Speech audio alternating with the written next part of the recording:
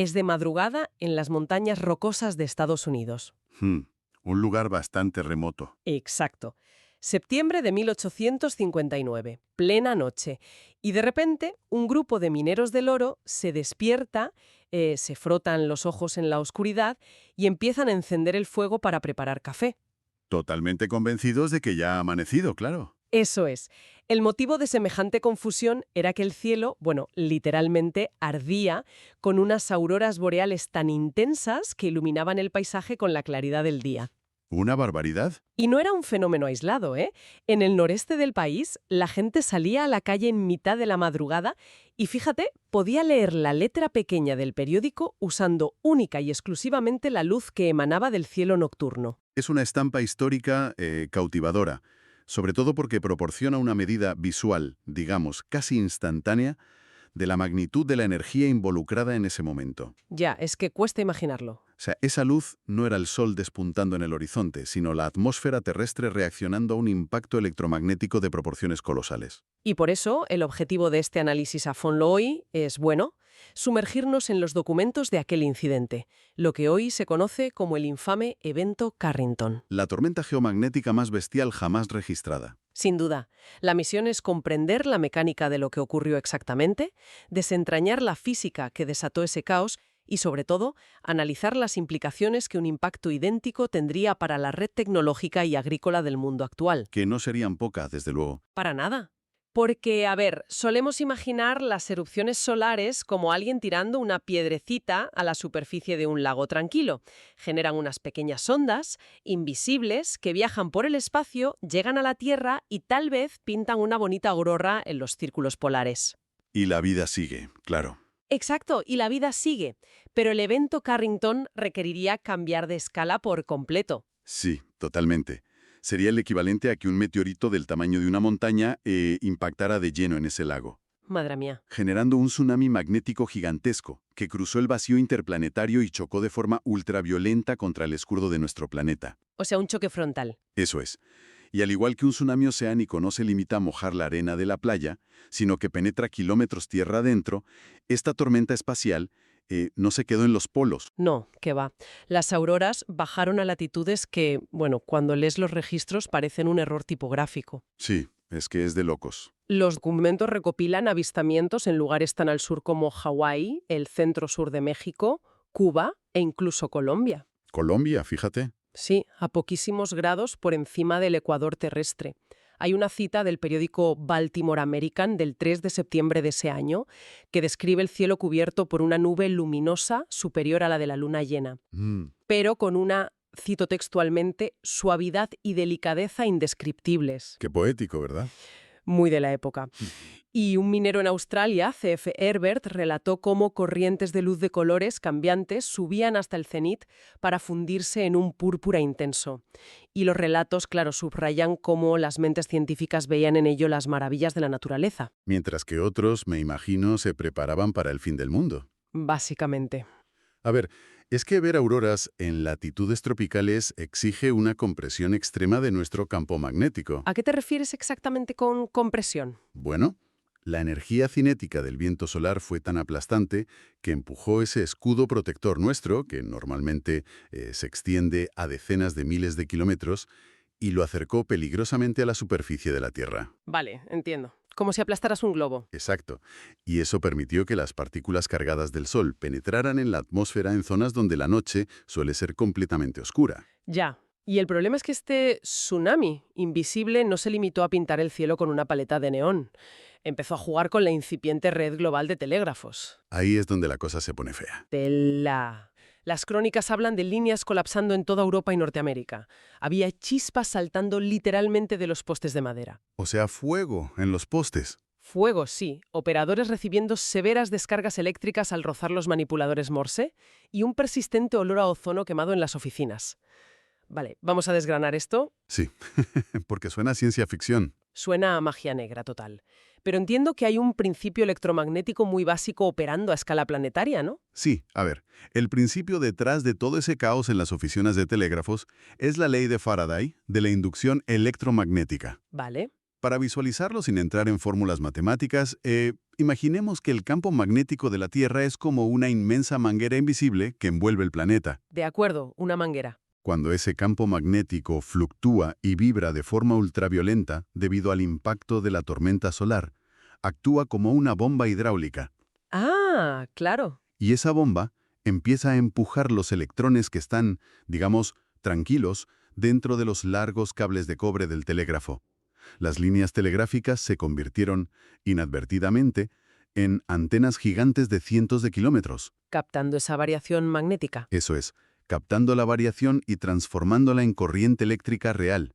O sea, se creó electricidad de la nada, inyectando un torrente de voltaje incontrolable en un sistema diseñado para funcionar con unas pocas baterías químicas. Es la máxima ironía. Es como si hoy una tormenta friera todos los enchufes de una casa haciendo saltar chispas de las paredes. Sí. Pero a la vez, la electricidad estática del aire fuera tan potente que pudieras cargar la batería del móvil al 100% simplemente sosteniéndolo en la mano. Es una analogía perfecta. Y hay una anécdota en los registros que, ilustra esta locura a la perfección. La noche del 2 de septiembre, dos operadores de telégrafo, uno en Boston y otro en Portland, experimentaban tantas interferencias que tomaron una decisión radical. ¿Qué hicieran? Desconectaron físicamente las baterías de sus equipos, cortaron su propia fuente de alimentación. Madre mía. Y sin embargo, lograron mantener una conversación fluida y enviar mensajes de trabajo durante unas 2 horas, utilizando única y exclusivamente la corriente fantasma inducida por la aurora en los cables. Increíble. El operador de Portland llegó a reportar que el sistema funcionaba mejor que con las baterías puestas. O sea, lograron canalizar y utilizar la energía pura de una estrella a millones de kilómetros de distancia para enviar mensajes de texto de una ciudad a otra. Literalmente. Es un hito tecnológico fascinante. Pero claro, toda esa energía vertida sobre la atmósfera y los cables tenía un origen, y no fue un suceso espontáneo. Exacto. Si el cielo de la Tierra estaba inyectando semejante nivel de energía en cables de cobre para hacer saltar chispas, la pregunta obvia es ¿qué diantres estaba ocurriendo en el Sol? Claro, el origen de todo. Y los documentos nos llevan al 1 de septiembre, apenas unas horas antes de que los telégrafos empezaran a fallar.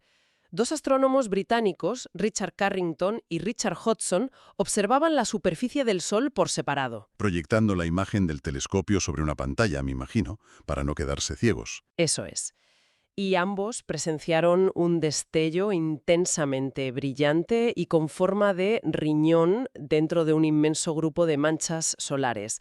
Fue, fíjate, el primer registro visual de una erupción solar en la historia de la ciencia. Y un detalle fundamental aquí es que, casi de forma simultánea, el físico escocés Balfour Stewart estaba monitorizando el magnetómetro del observatorio de Kew, en Londres. Ah, el famoso observatorio. Sí.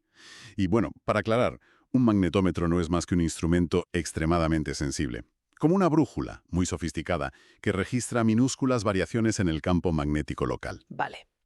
Pues Stewart notó lo que llamó un gancho magnético, una sacudida brusca y repentina en la aguja, indicando que el campo magnético de la Tierra había sufrido un respingo justo en el momento en que Carrington veía el destello en el Sol. ¡Qué sincronización! Totalmente. Tiempo después, el matemático Elias Loomis hizo un trabajo titánico recopilando informes de auroras y fallos de telégrafos de todo el mundo para demostrar la causalidad. Aquel destello y la locura electromagnética posterior estaban conectados de forma directa e innegable. Lo que aquellos astrónomos descubrieron se clasifica hoy como una eyección de masa coronal, o CME por sus siglas en inglés. Sí, las famosas CME. Para visualizarlo, el Sol esencialmente vomitó una nube colosal de plasma hirviente y campos magnéticos entrelazados. Lo escupió al espacio, directamente en la trayectoria orbital de la Tierra. Un disparo directo. Pero revisando los datos cronológicos de los documentos, hay un detalle que, rompe los esquemas. Esa nube de plasma recorrió los 150 millones de kilómetros que nos separan del Sol en unas ínfimas 17 horas y media. Y lo fascinante aquí es esa velocidad completamente anómala. A ver, normalmente tardan días, ¿no? Exacto. Una eyección de masa coronal típica tarda varios días en llegar a la Tierra, normalmente entre 3 y 4. Claro. El motivo es que el espacio interplanetario no es un vacío perfecto. Está lleno de algo llamado viento solar ambiental. Una especie de fluido, ¿verdad? Digamos que es una sopa tenue de partículas que ejerce fricción y frena aerodinámicamente cualquier objeto o nube de gas que viaje a través de él. Ya, pero el espacio no ejerce diferentes reglas según el día. O sea, si el viento solar siempre está ahí ejerciendo fricción, ¿cómo logró esta tormenta en concreto saltarse ese límite de velocidad y llegar en solo 17 horas? Pues la respuesta reside en los registros de los días previos. Unos días antes del caos de los telégrafos, en torno al 28 y 29 de agosto, se registraron auroras muy intensas. Vale. Y esa fue la pista. El Sol había lanzado una primera erupción solar de menor intensidad. Ajá. Esa primera nube de plasma viajó por el espacio y actuó barriendo físicamente ese viento solar ambiental. Vació el espacio de partículas creando un canal de baja densidad. ¡Qué pasada! Sí. Cuando el Sol desató la erupción verdaderamente masiva el 1 de septiembre, esta segunda y terrorífica nube de plasma viajó a través de un tubo de vacío, sin encontrar apenas fricción en todo su trayecto. Entendido. O sea, la primera tormenta actuó como una inmensa máquina chitanieves abriendo paso en una autopista colapsada durante una tormenta de invierno, Ese era un símil perfecto. permitiendo que la segunda tormenta, la verdadera amenaza, pasara a toda velocidad sin ninguna resistencia, como una ambulancia sin frenos directo hacia nuestro planeta. Y el efecto quitanieves transformó lo que habría sido una tormenta solar severa, pero manejable, en un evento de devastación histórica. Retuvo toda su energía cinética en lugar de disiparla por el camino. Y comprender este mecanismo de impacto directo, bueno, plantea una extrapolación escalofriante a nuestra era moderna. Ya lo creo. Si en 1859 una tormenta así reventó la naciente red de telégrafos, que era un sistema increíblemente robusto y mecánico. Sí, cables y metal, básicamente. Exacto. ¿Qué pasaría si un impacto de ese calibre, con el efecto quitanieves, golpeara nuestra infraestructura actual? Una matriz global que es infinitamente más frágil, está profundamente interconectada y funciona con microchips hipersensibles. Pues un estudio clave de 2013, realizado por la aseguradora Lloyds of London y la agencia de investigación ARR, intentó cuantificar este escenario. ¿Y qué dijeron? Estimaron que un evento Carrington moderno costaría únicamente a los Estados Unidos entre 600.000 millones y 2,5 billones de dólares en daños a la infraestructura eléctrica y pérdidas económicas. ¡Una salvajada! En el contexto de aquel año, la cifra representaba entre un 4 y más de un 15% del Producto Interior Bruto estadounidense. ¡Madre mía! Y es que los transformadores de alta tensión, que son el corazón de la red eléctrica, se sobrecalentarían y sus inmensos núcleos de cobre se derretirían físicamente. Claro. Y reemplazar un transformador gigante no es como cambiar un fusible en casa. Para nada. Se fabrican a medida y tardan meses en construirse. Y el colapso no se detiene en los transformadores fundidos. Hay un efecto dominó que apunta directamente a nuestra línea de flotación biológica, o sea, la agricultura y el suministro mundial de alimentos. Ese es el verdadero problema. Totalmente. Sin electricidad sostenida, las plantas de procesamiento industrial se paralizan. La síntesis de fertilizantes modernos y pesticidas requiere un consumo eléctrico colosal. Sí, es una industria que devora energía. Y los documentos señalan que la falta de esos insumos químicos, unida a la interrupción logística, podría desplomar el rendimiento de las cosechas mundiales entre un 38 y un 48%. Casi la mitad de la comida del mundo. Y el panorama es aún más lúgubre en zonas con agricultura altamente tecnificada. Se calcula que regiones enteras de Europa Central podrían sufrir pérdidas agrícolas superiores al 75%. Es un camino rapidísimo hacia la hambruna sistémica. Desde luego. Es que es el talón de Aquiles de un sistema optimizado al extremo. Hemos construido una cadena de suministro global dependiente por entero del flujo ininterrumpido de electrones. Ya. Un apagón prolongado transforma rápidamente un contratiempo logístico e industrial en una crisis humanitaria. Los tractores guiados por GPS se volverían ciegos al interrumpirse las señales de los satélites en la ionosfera. Claro, hoy en día todo va por satélite.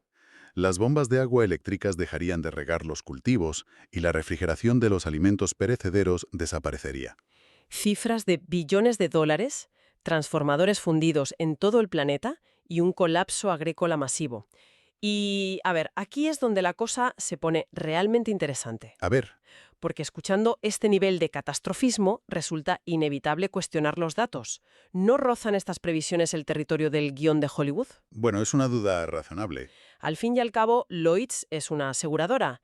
Pintar un escenario hiperbólico y apocalíptico no deja de ser una estrategia bastante conveniente para vender pólizas de seguros más caras. Ya, claro. Entonces, hay pruebas empíricas recientes de que una infraestructura moderna pueda caer tan fácilmente. Es fundamental mantener el escepticismo ante los modelos económicos predictivos, desde luego. Pero si conectamos esto con el panorama general del clima espacial moderno, el riesgo se revela muy real. A ver, cuéntame. En marzo de 1989, una tormenta geomagnética muchísimo menor que la de Carrington golpeó la Tierra. Indujo corrientes que en pocos segundos hicieron colapsar la red de Hydro-Québec en Canadá. Ah, sí, he oído hablar de eso. Fundió equipos y dejó a 6 millones de personas en la oscuridad durante casi un día. Y en 2003, las llamadas tormentas de Halloween causaron anomalías masivas en satélites de comunicaciones. Vale.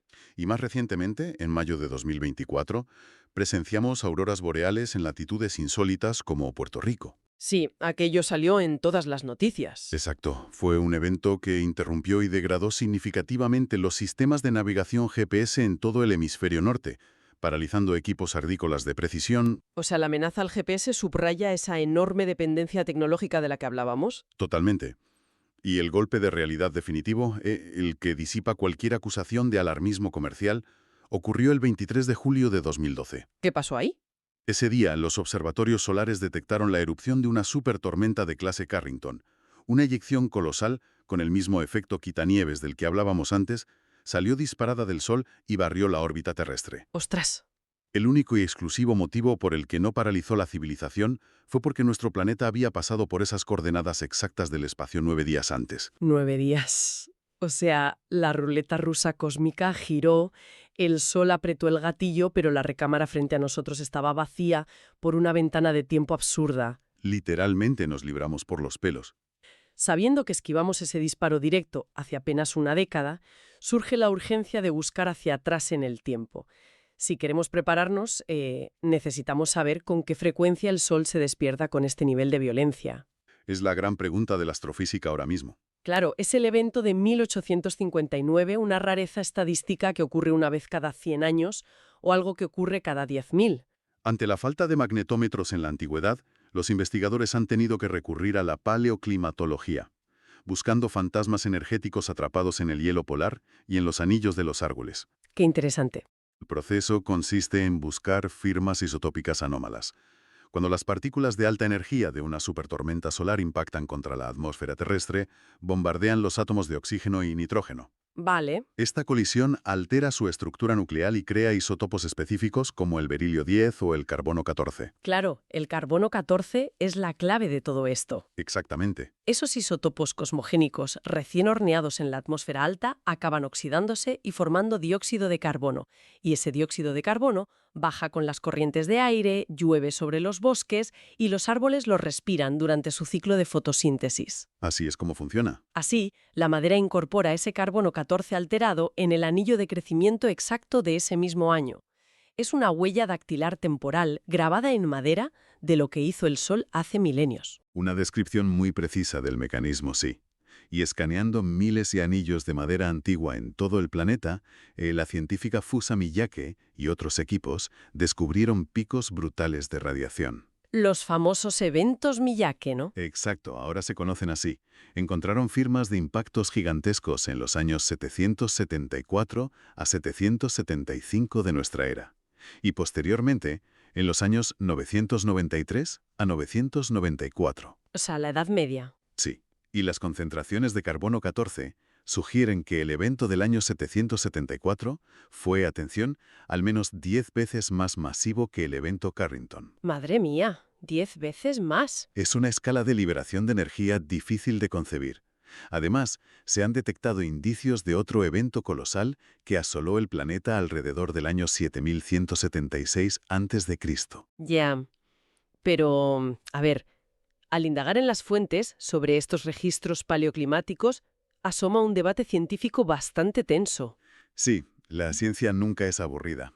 Durante décadas se dio por sentado que otra prueba irrefutable de estas tormentas antiguas eran los picos de nitratos atrapados en los cilindros de hielo profundo extraídos de Groenlandia. Claro, el hielo ártico siempre ha sido una gran fuente de datos. La teoría era que las partículas solares ionizaban el nitrógeno, formando nitratos que nevaban sobre el Ártico. Sin embargo, estudios glaciológicos recientes han dinamitado esa certeza. Sí, he leído sobre eso. Han cruzado los datos de los picos de nitratos de Groenlandia con núcleos de hielo extraídos de la Antártida, en el otro extremo del planeta, y descubrieron que las fechas no coinciden. Un problema gordo. Claro. De hecho, ahora apuntan a que esos nitratos en Groenlandia probablemente no vinieron del espacio exterior, sino del humo y las cenizas producidos por gigantescos incendios forestales en América del Norte que los vientos arrastraron hasta el hielo ártico. Es que la discrepancia polar es un tema muy candente en la astrofísica actual. Ha obligado a la comunidad científica a reconsiderar la validez de los nitratos en el hielo polar como un indicador fiable del clima espacial histórico. Ya. Demostrando que, la correlación no siempre implica causalidad cuando hay variables terrestres complejas de por medio, como los incendios forestales masivos. Entonces, ¿qué significa todo esto? Porque desde la perspectiva de alguien que intenta entender el riesgo real, surge una frustración genuina. Es comprensible. O sea, si la caja negra de la estela climática, el hielo ártico, resulta estar manchado por humo de hogueras prehistóricas, ¿cómo es posible trazar modelos predictivos válidos? ¿Cómo nos preparamos estadísticamente si los cimientos de cómo leemos el pasado reciente se tambalean ante nuevos estudios? A ver, esto plantea una pregunta importante sobre la propia naturaleza del rigor científico. Lejos de ser un fracaso, este debate demuestra que la ciencia funciona mediante una corrección continua. Ya, la ciencia se corrige a sí misma. Exacto. Mientras los nitratos del hierro pierden credibilidad, la señal del carbono 14 en los anillos de los árboles, confirmada por múltiples especies en diferentes continentes de forma simultánea, sigue siendo una evidencia sólida como una roca. Vale, eso tranquiliza un poco. Y más importante aún, la validación del evento Carrington y su violencia no depende ya de debatir sobre humo antiguo o madera. ¿Hay datos que escapen a ese debate isotópico de los anillos y el hielo? Sí, sí. Un estudio sumamente innovador publicado este mismo 2024 zanjó parte del escepticismo. Cuéntame. Los investigadores tomaron los rollos de papel originales con los magnetogramas de los observatorios de Kew y Greenwich de aquel día de 1859. O sea, los papeles que Balfour Stewart miraba mientras la aguja saltaba. Esos mismos. Los digitalizaron con altísima precisión y aplicaron métricas modernas al trazado histórico. El resultado mostró que las tasas de cambio del campo magnético durante la tormenta superaron con creces los 700 nanoteslas por minuto. ¡Wow! Y para dar perspectiva técnica, un nanotesla es la unidad con la que medimos la fuerza de ese campo magnético invisible. Exacto. Una tasa de cambio de 700 por minuto significa que la brújula interna del planeta estaba convulsionando de forma extrema. Como si estuviera teniendo un ataque. Literalmente. Y esto supera más del doble el umbral máximo que los modelos actuales consideraban como el peor escenario posible para un evento de una vez cada 100 años. Así que, aunque el hielo confunda a los expertos, la lectura cruda de la aguja vibrando en 1859 confirma un nivel de disrupción magnética monstruoso. Confirma que la capacidad de nuestra estrella para perturbar violentamente el entorno magnético de la Tierra fue, y sigue siendo, una realidad empírica incuestionable. Bueno, el hilo conductor de todo esto dibuja un panorama fascinante. Hemos partido de la perplejidad de unos mineros intentando hacer café bajo la deslumbrante luz de auroras ecuatoriales. ¡Qué imagen! Maravillándonos con telegrafistas del siglo XIX que improvisaron usando la energía pura de la tormenta para comunicarse. Sí, lo de las baterías es increíble. Pero esa anécdota simpática de baterías desconectadas revela su verdadera naturaleza al cruzarla con el presente. O sea, la misma llamarada inyectada en nuestra arteria tecnológica fundiría el corazón de nuestra red eléctrica global. Paralizaría la distribución de agua. Los sistemas financieros, las comunicaciones por satélite y, en última instancia, evaporaría la producción agrícola que sustenta a miles de millones de personas. Es la gran paradoja del progreso. Una eyección masiva en 1859 causó estupor y unos cuantos cables chamuscados. Ya ves. Pero la misma eyección mañana pondría a prueba la resiliencia estructural de la civilización entera, precisamente porque hemos construido nuestro mundo moderno sobre la presunción de que el Sol nunca nos enviará una factura electromagnética. Totalmente. Y antes de concluir, hay una idea desoladora agazapada en los rincones de estos estudios astronómicos. ¿Cuál es? Al escudriñar la galaxia con telescopios avanzados, los astrofísicos observan habitualmente superllamaradas estallando en otras estrellas lejanas. Ah, sí, las superllamaradas. Explosiones de plasma tan incomprensiblemente inmensas que reducirían el evento Carrington a la categoría de chispa de mechero. Sin embargo, sigue siendo un profundo enigma si las leyes de la física que gobiernan nuestro Sol en concreto, dadas sus características de masa y velocidad de rotación particulares, le permitirían generar una aberración de esa magnitud. Claro, es que la comunidad astrofísica no ha logrado un consenso absoluto sobre esto, sobre si una estrella de la edad y el tipo del Sol tiene, digamos, la anatomía interna necesaria para desencadenar una superllamarada destructora de ese calibre. Pero cabe reflexionar sobre una posibilidad estremecedora. Si las pruebas en los anillos de los árboles ya apuntan a que el evento de los años 774 a 775 superó con creces lo que sufrieron los telégrafos victorianos, surge una inquietud lógica. Desde luego. ¿Posee el Sol el potencial mecánico para desatar una superllamarada capaz de reescribir nuestra historia de la noche a la mañana? Es una duda existencial para explorar más allá de este análisis a fondo. Da que pensar. Algo para tener en cuenta la próxima vez que, de madrugada, parezca que el amanecer ha llegado antes de tiempo.